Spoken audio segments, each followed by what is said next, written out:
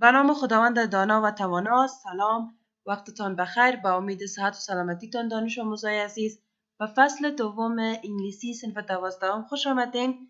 درس امروزی ما را از یونت دوم و صفحه 15 کتاب شروع میکنیم. Unit 2 Conservation. Conservation به معنای حفاظت منابع طبیعی است و در این فصل کلا در مورد حفاظت منابع طبیعی صحبت کردیم. So let's get started with some points that you will be able to learn at the end of this unit. Firstly, talk or discuss about conservation. Learn past perfect passive. Read the topic about conservation and origin need. And know the new words and use them in the sentences. خب، در آخر یونت یا در آخر فصل شما قادر به این موارد خواهد بودین. اول اینکه در مورد حفاظت منابع طبیعی بحث کرده خواهد هستین. دوم، شکل پسیو یا مجهول پس پرفکت یا زمان گذشته کامل یاد میگیریم. یک تاپیک در مورد ای که حفاظت منابع طبیعی یک نیاز اضطراری یا عاجل است میخوانیم و لغات جدید را میخوانیم و اونها را در جملات استفاده میکنیم. So let's get started. Lesson 1, page 16. Conservation. Discussion. Discuss about conservation with your teacher and your classmates. Then try to answer the following questions properly. A. What does conservation mean? B. Is conservation more important nowadays than it used to be? Why? C. Can you think of any animals or plants which are endangered? خب اینجا به خاطر مباحثه 3 سوال گفتم و سوالا رو ترجمه میکنم و شما در مورد جواباتش باید فکر بکنید.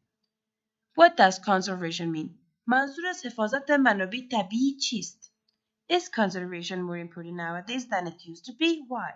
آیا حفاظت منابع طبیعی امروزه نسبت به قابل اهمیت‌تر شده؟ اگر شده چرا؟ و سوال آخر Can you think of any animals or plants which are endangered? گفته‌های شما در مورد کدام حیوان یا نباتی که در معرض خطر قرار داشته باشه فکر کرده میتونین؟ یا نه endangered معرض خطر منظورش است که رو به انقراض یا نابودی باشه. اگه جواب سوالات رو میفهمیدین در قسمت کامنتس بنویسین. So, page 17 and conversation practice. Practice the conversation at column A below. This is the conversation between a policeman and a warden. I'm going to read the conversation. You need to listen carefully. Okay, policeman. You know the reason of dying these animals? How did they die? Warden. Yes, they were killed by poachers. Poachers? Yes, men who hunt without permission.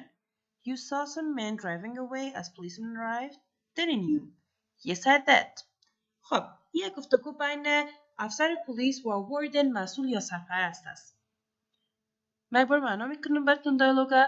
You know the reason of dying these animals. گفتهای تو دلیل مردن این حیوانات هم میفهمی؟ چطور اینا مردن؟ Yes, they were killed by poachers. ولی اونا توسط شکارچی ها به قتل رسیدن. poachers شکارچی های بدون مجوز رسمی را میگن.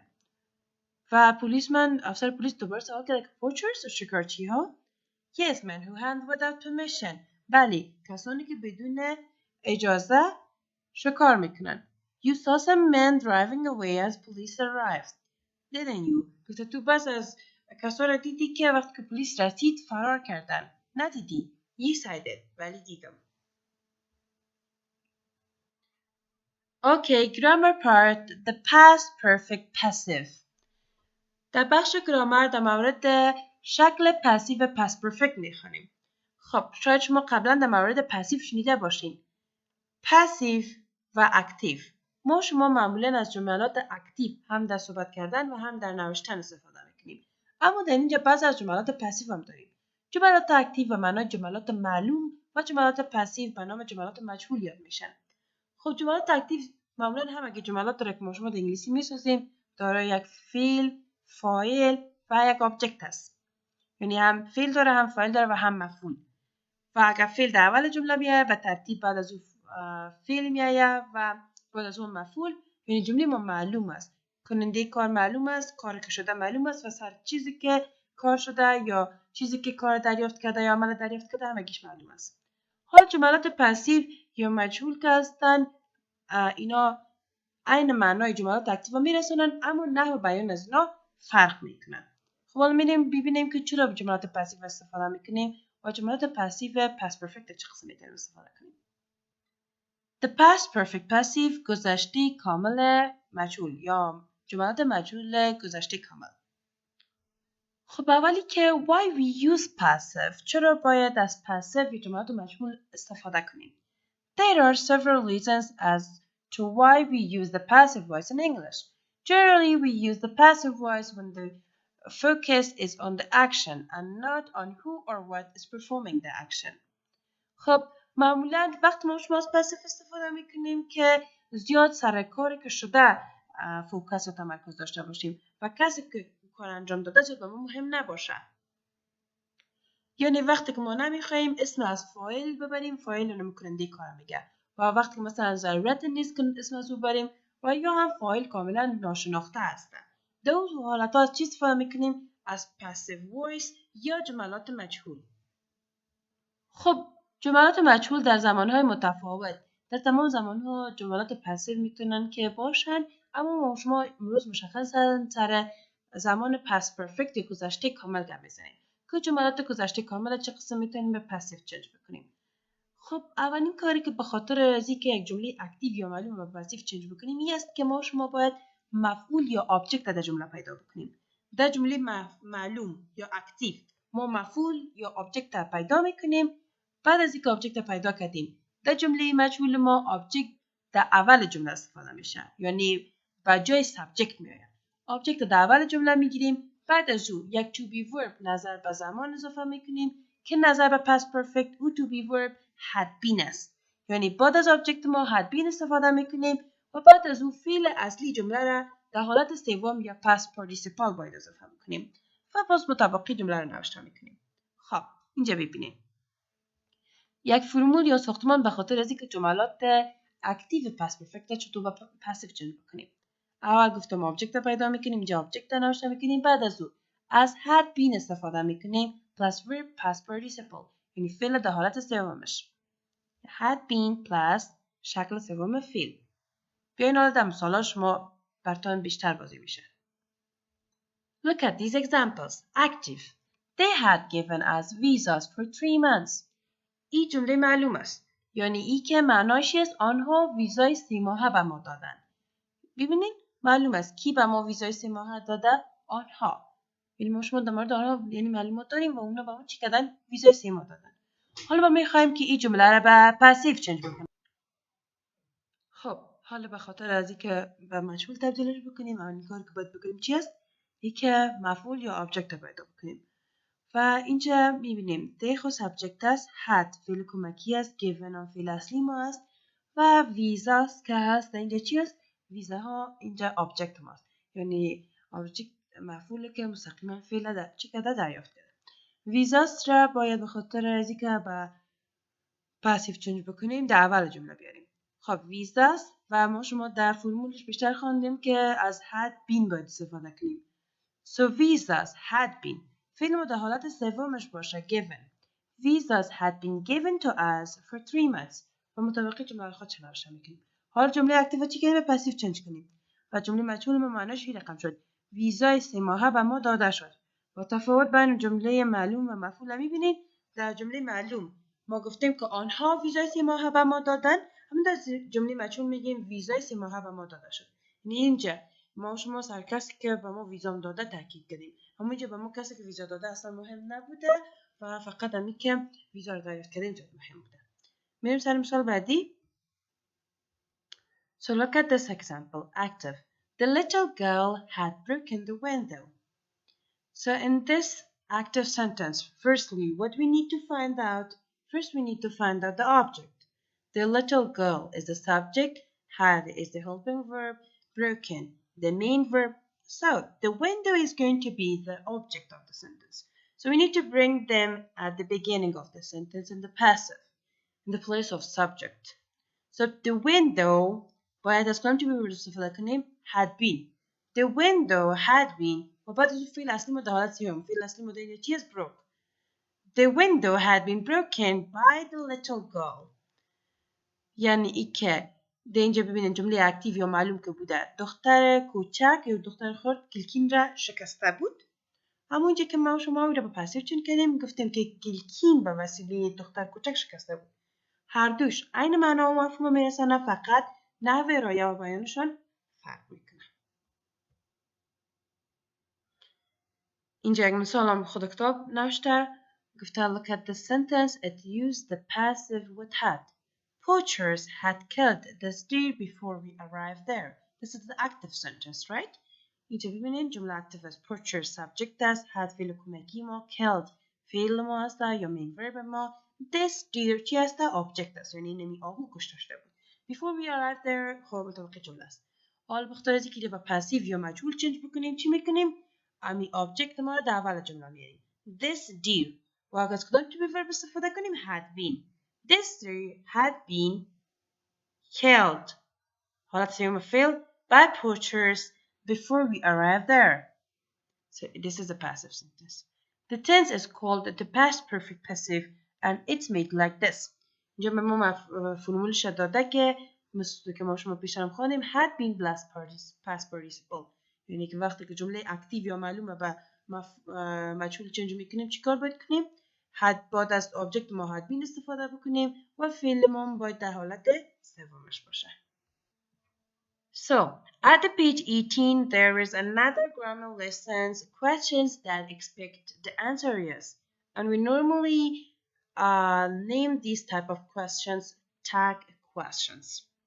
Well, if you remember or if you have already studied about tag questions are usually asked for giving the confirmation or the agreement.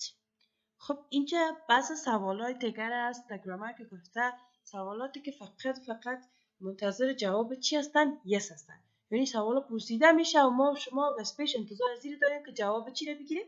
بله رو بگیریم.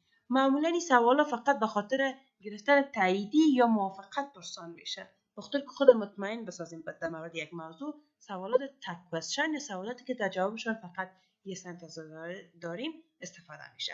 خب سوالات بسیار کوتاه هستن و معمولا فقط از 2 کلمه ساخته میشن. اینجا ببینید سوال که در کتاب داده گفته Do you remember these questions؟ گفته شما این سوال رو باید دارین. You came from this area, don't you؟ گفته شما از این ساحه آمدین یا از این ساحه هستین. نیستین؟ ببینید در این جمله این جمله عادی است You came from this area. بعد این آخر که don't you گفته یعنی سوال کرده و question mark که دیدین سوال رو دیدین خودتون فهمیدین که سوال کرده. و این سوال به خاطر پرسیده به خاطر که میخوای خود مطمئن بسازه. میگه شما از این ساحه آمدین؟ نامدین؟ So I'd say, yes, I do. I'm from Paktika. Another example. It costs a lot, doesn't it? این بسیار زیاد قیمت است، نیست؟ Yes, it does. It is very expensive. بله است و بسیار قیمت است. خب حالا ببینین. جمله ما به شکل مثبت است اما تگ کوئسچن ما باید به شکل چی باشه؟ منفی باشه. یعنی جمله رو به شکل مثبت ما شما میگیم جمله ما به شکل مثبت باشه. تگ کوئسچن ما یا سوال که به خاطر تاییدی میگیریم باید به شکل منفی باشه که جواب یس گرفته بتونیم. خب اینجا به ما شما گفته که مثلا در کدام زمان از کدام فعل استفاده کنیم. گفته remember we ask questions like these when we think the answer will be yes.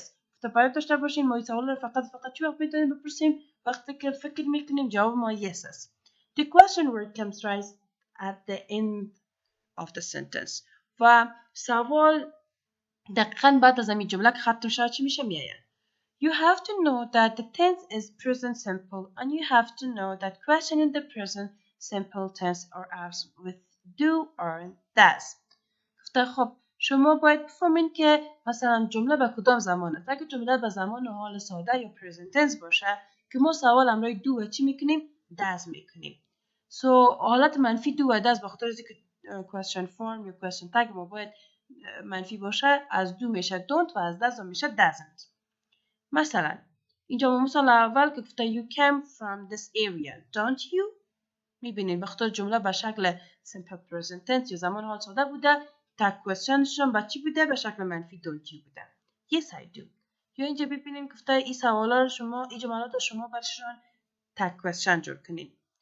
You study English, don't you? He comes from Kabul, doesn't he? They sit at the front of the class, don't they? و به سوالات که در نوشته شده ببینین. Now look at this question. You saw some men driving away as you arrived, didn't you? You said that. خب گفت اینجا ببینین. اینجا جمله بر ما داده اما این سواله که به خاطر موافقت پرسان کرده چی هستد. به جای don't و doesn't آمده didn't. یعنی به خاطر چی didn't آمده باشه؟ به خاطر اینکه که جمله اول ما چی هسته؟ در حالت گذشته است یا simple past است. و اگه در حالت گذشته باشه ما شما فعل کمکی که باش سوال جور میکنیم چی است؟ did است. حالت منفیش هم میشه didn't یا did not. خب این نموگه پس فقط که زمانش فرق میکنه از خود از didn't استفاده کنیم. گفته اینجا مثاله که هست شما برشان چی بسازید؟ tag question. مثلا You went to Hajj last year, didn't you? You saw Freshta yesterday, didn't you? Or don't you? Sorry, did not you? They knew my father, didn't they? You won the football cup, don't you? You fell off your bike, don't you? They built at the house, don't they? And we finished this work, didn't we? Sorry, didn't. جمله past است باید tag question مون در past form باشه. didn't. خب در اینجا بعض مثالای دیگه در مورد امی tag questions یا سوالایی که فقط چی هسته منتظر جواب یس هستن. اینجا بعض مثالای دیگه است. گفتیم جمله ما به شکل مثبت است حتما باید tag questions با چی باشه؟ منفی باشه. و نظر به فعل یا حالت جمله که در هست اون زمان باید چی استفاده شده؟ tag question. مثلا اینجا ببینید You are a student, aren't you? یا مثلا They were surprised, weren't they? You speak English, don't you? یا مثلا You studied for the test, didn't you? یا اینجا ببینید You can speak 2 languages, can't you? نظر به اونمو فعل یا نظر به زمانی که اونجا باشه ما شما چی میکنیم؟ tag question ما رو میسازیم. جمله مثبت باشه tag question ما باید چی باشه؟ منفی باشه. و باید داشته باشین که tag question تکرار میکنیم فقط وقتا چی میکنیم؟ پرسان به خاطر گرفتن تاییدی یا موافقت. خدا میخوایم چی بسازیم؟ مطمئن بسازیم در مورد یک موضوع بعد از tag questions استفاده میکنیم. Okay, now come to page 19 and 20. There are some grammar exercises. Let's go through these exercises together. First, you will try, then I will give you the correct answer. اینجا بعضی تمرینات گرامر است در مورد امی passive voice که ما شما خوندیم و همچنان tag questions. اول شما کوشش میکنین حل کنین بعد از اون با جوابای درست در ویدیو چک کنین. درست است؟ خب اینجا گفته look at these situations and then write a sentence about each one. The sentence must contain had been plus the past participle. The first one is an example. خب گفته جملات که در اینجا شما ببینین و جوابتان باید چی باشه؟ و بی سوالا باید it had been باشه و همچنان همراه خود past participle یعنی فعل اصلی که در قوسکا بر ما شما داده باید در چی باشه؟ حالت سیمش باشه. اولش خود کتاب کار کرده. You went into a bakery to buy some bread. However, there was no bread. What had happened to it? So you could say it had been sold. حالت سوم still میشه sold فروختن. دیگرش شما یک بار کار بکنین. ویدیو رو متوقف بکنین. بعدش جواب چک کنین دیگه. Okay, and now here you go with the answers. Answer for question 2. It had been cleaned. For 3. It had been killed. 4. It had been mended. 5. It had been switched off. Part B. Make questions and answers using the words that you are given. The first one is done for you. خب گفته با کلمات که جا داده شده ما شما باید چی کنیم؟ سوال هم بسازیم جواب هم بسازیم. یعنی سوال جواب tag questions میسازیم. بیشتر گفتیم که بخاطر چی؟ تاییدی گرفتن. مثلا knocked at the door. You knocked at the door. Didn't you? You said that. خب مثلا اینجا ببینید broke his wrist. wrist بند دست میگه. خب میگیم که he broke his wrist. Didn't he? Yes, he did. خب جملاتی که در صفحه 20 است شما یک بار کار بکنین بعدش با جوابا را اینجا چک کنین. Okay, here we go with the answers. How much of them you got correct? Okay, so let's continue. Well, okay, at the page 21 and 22, here is a reading practice. We are going to do reading an article. Well, let's get started. I'm going to read this article and you need to carefully do the reading, okay? So, conservation and urgent need. حفاظت منابع طبیعی یک نیاز اضطراری یا عاجل است. Millions of animal and plant species face extinction. خب گفته species به معنای نوع یا انواع و extinction هم به معنی انهدام، نابودی یا انقراض است. میگه میلیون ها نوع حیوانات و نباتات با انقراض یا نابودی روبرو هستند. Let's get started reading. Scientists still do not know exactly how many animal and plant species exist on our planet. They guess that there may be between 5 million and 30 million. Only 1.7 million of them have been identified and described. In January 1989, the director of a famous botanical garden in USA predicted that during the next 30 years, man will cause an extinction of an average of 100 animal and plant species every day. This is a yearly average of about 36,500 species. If extinctions continue at this rate, there may be almost no animal or plant on this planet by the year 2280. How could this happen? There are several reasons for this. One thing is that man often hunts and fishes too efficiently nowadays.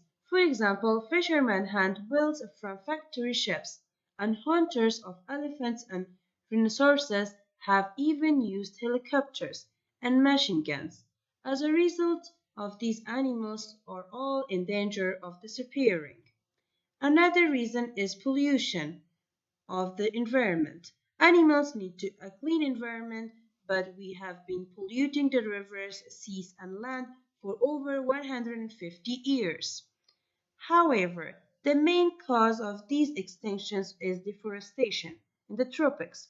Tropical forests cover only 7% of the Earth's surface, but they are the home of between 50% and 80% of the Earth's species. Many tropical countries are cutting down their forests very quickly. They are doing this in order to create more land for agriculture. They also need the wood for fuel and for building. However, they are killing trees and plants and at the same time destroying the homes of many animals. This is a big problem in South America, in parts of Africa, and in some Asian countries, such as Philippines. Sometimes man means to do something good, but he damages his environment by mistake. An example of this comes from South America. There used to be a bird which was found in only one place in the world, near a lake in Guatemala. One day, scientists decided to introduce a new species of fish into the lake as food for humans. The new fish ate the birds' food sources, and by 1987, these birds had all been made extinct. It's not just elephants. Most of people know that elephants, tigers, and rhinoceros are endangered. However, millions of small and little-known species are also threatened with extinction. Insects and plants are especially vulnerable as their forest homes are destroyed. So we must not forget that each of these species depends on many others for its survival. When one disappears, others may lose an important source of food. Moreover, Man can learn from plants and insects and use them to improve his own life on this planet. Wild plants, for example, contain substances that can be used to make medicines, as well as natural fertilizers and pesticides. So, is there a solution? What can be done about the problem? We cannot reintroduce the species which have already disappeared. However, it may not be too late to start protecting some of the creatures and plants which are still with us but which are endangered.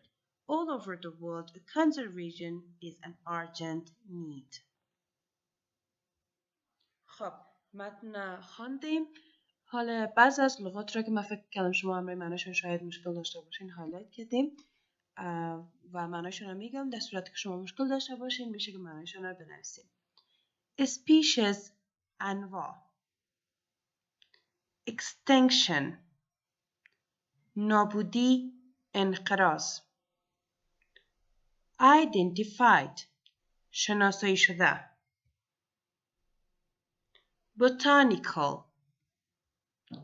botanical گیاهی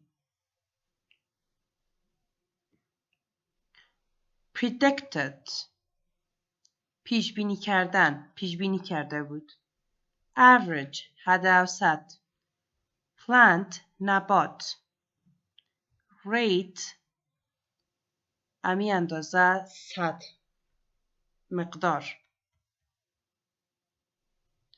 planet سیاره ایدی یعنی بعد از میلاد several چندین hunts شکار کردن rhinoceroses کرگدن ها یک نوع حیوان است کرگدن ها environment محیط زیست polluting آلوده ساختن deforestation قطع جنگلات tropics مناطق گرمسیر که نزدیک خط استوا است tropical استوایی agriculture زراعت fuel مواد سوخت destroying از بین بردن گواتیمالا یک کشور امریکایی اسم یک کشور امریکایی sources منابع little known کمتر شناخته شده threatened تهدید شده survival زنده ماندن fertilizers مواد کیمیایی pesticides کشنده حشرات reintroduce دوباره معرفی کردن creatures مخلوقات endangered و در معرض خطر بودن So, at the page 23, there is an exercise for reading. Read the following statements about the passage. Put T through or F false and the line number. Write out a correct statement if you put F. خب اینجا به ما شما جملات رو داده که از این متن که ما شما خواندیم است و ما شما باید جملات رو بخونیم و نظر به متن باید تصمیم بگیریم که آیا جملات درست است یا اشتباه است. اگر درست باشه اینجا T میمانین یعنی true و اگر اشتباه باشه یعنی F میمانین به معنای false. و اینجا در lines number شما میتونین که شماره پاراگراف نوشته کنین که یعنی این خط از کدام پاراگراف است و شما پاراگراف خواندین و فهمیدین که این جمله مثلا درست است یا اشتباه. شما یک بار چک بکنین جملات بخونین بعدش من اینجا جوابات براتون میمونم. میتونین چک کنین که چقدرش درست پس آوردین. Okay, here is the answers and here is the numbers of the paragraphs. Okay, so we finally have reached at the page 24 where you study.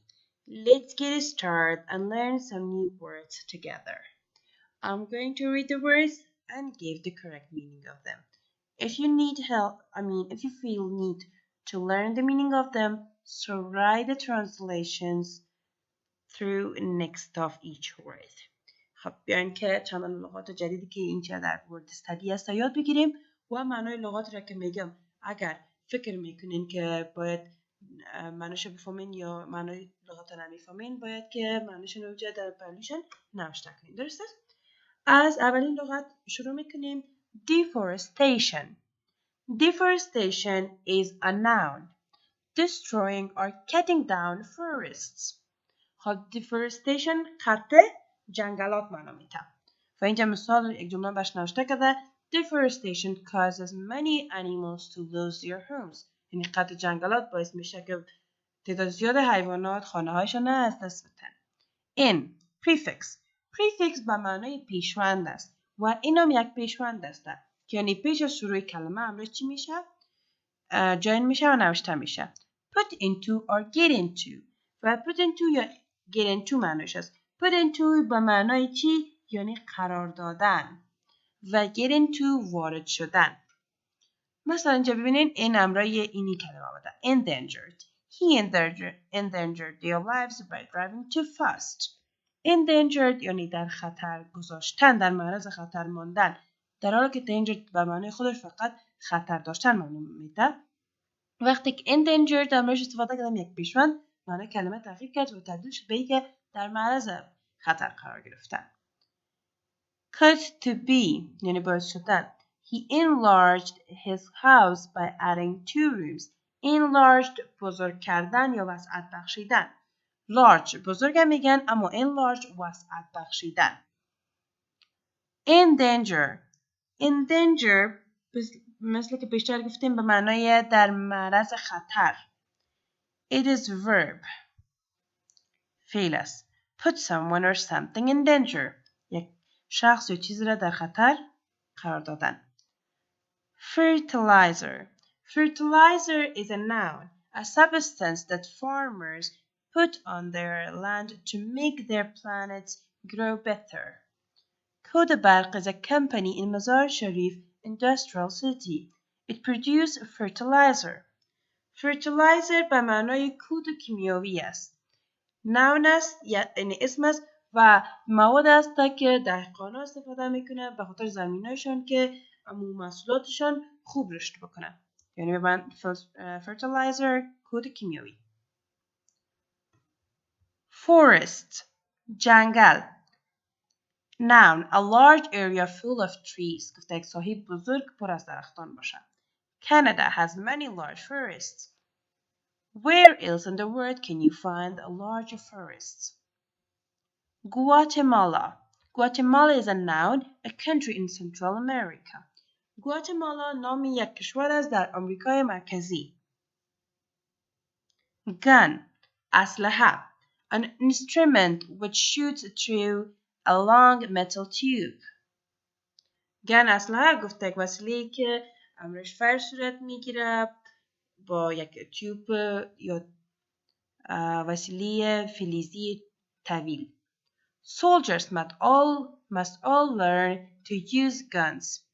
British policemen do not usually carry guns. What kind of guns do soldiers, hunters, and policemen use? مثال است که به خاطر gun استفاده شده. Machine gun. Machine gun is a noun, a gun that shoots very fast. See the pictures above. خب machine gun یا اسلحه ماشینی یا اسلحه اتوماتیک برش میگن، یعنی یک اسلحه‌ای که بسیار با سرعت فایر میکنن. گفته شما میتونید که تصویر از ماشین گن در اینجا ببینید. و ماشین گن فکر میکنم که به نام کلاشینکوف یاد میکنیم. Insect. Noun, a small animal with 6 legs and a body divided into 3 parts. خب insect به معنای حشره اسم است و گفته حیوان کوچک با 6 پا و بدن بسیار کوچک که به 3 بخش تقسیم شده. Flies مگس‌ها، ants مچه‌ها and bees زنبورها are 3 kinds of insects. 3 نوع از حشرات.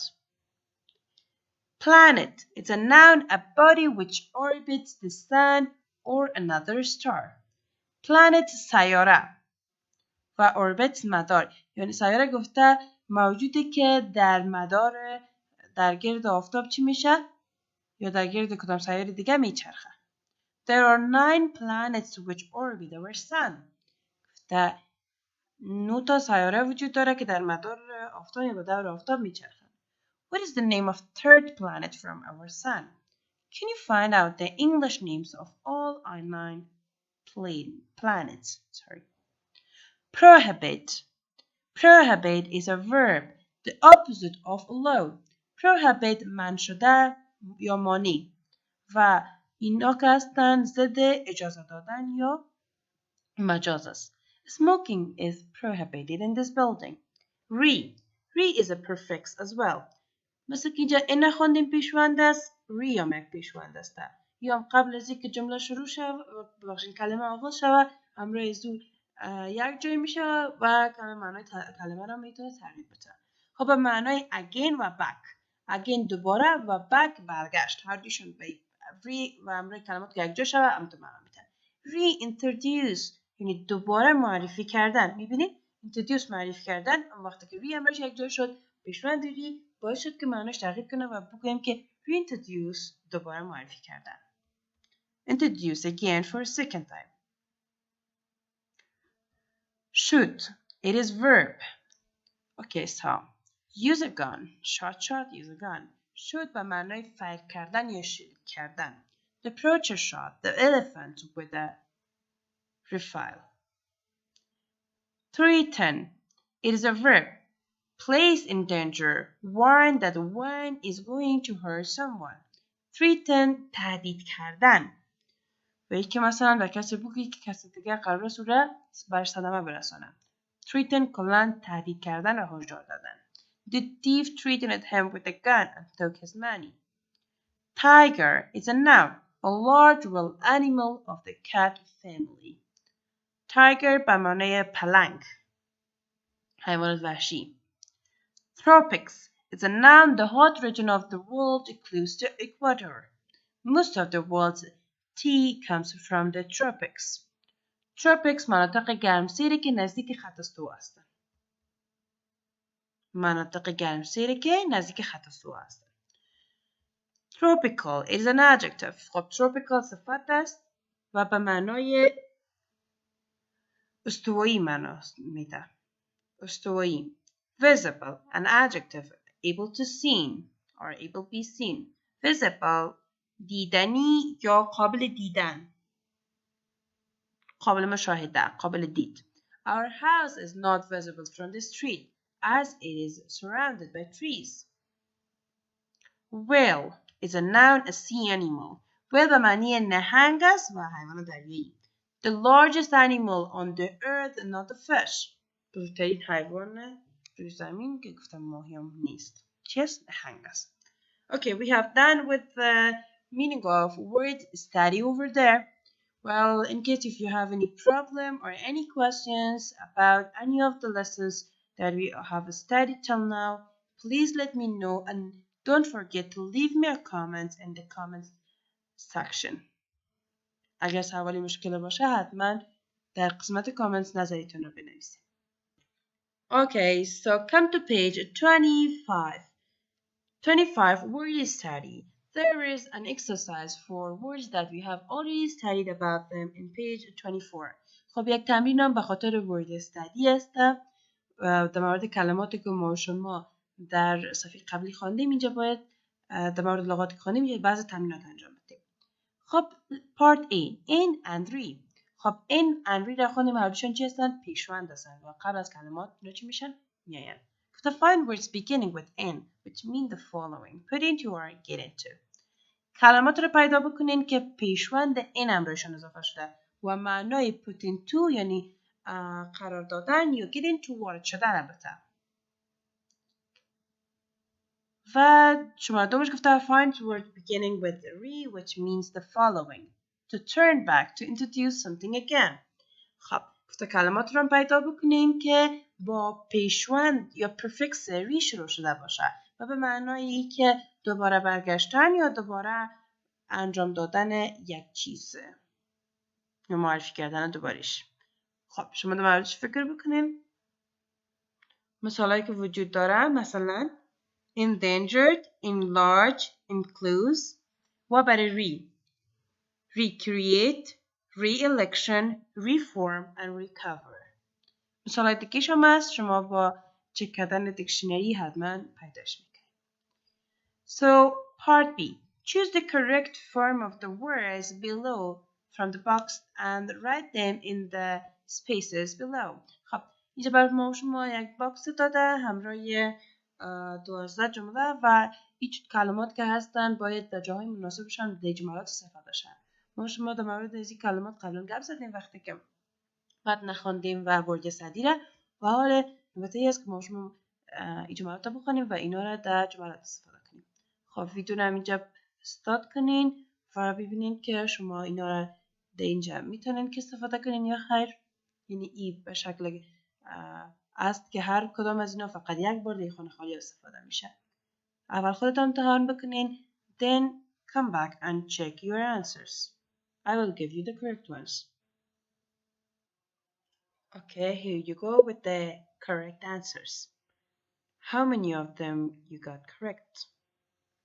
اینجا هم جواب خانه خالی ها و ببینید شما چند دانش را درست دریافتین. خب عزیزان، صفحه 26 و 27 مرور از درس هایی است که در این یونت ما شما خواندیم در مورد passive form past perfect و tag questions. همین قسم هم یک تمرین داره که او میتونه کارخانگیتون باشه. در صورتی که شما مشکل پیدا کردین در قسمت کارخانگی، لطفا در قسمت کامنت نظریاتتون رو بنویسین و به این ترتیب رسیدیم به پایان فصل دوم. تا ویدیو بعدی و درس بعدی، خداوند نگهدار. وقت خوش داشته باشید.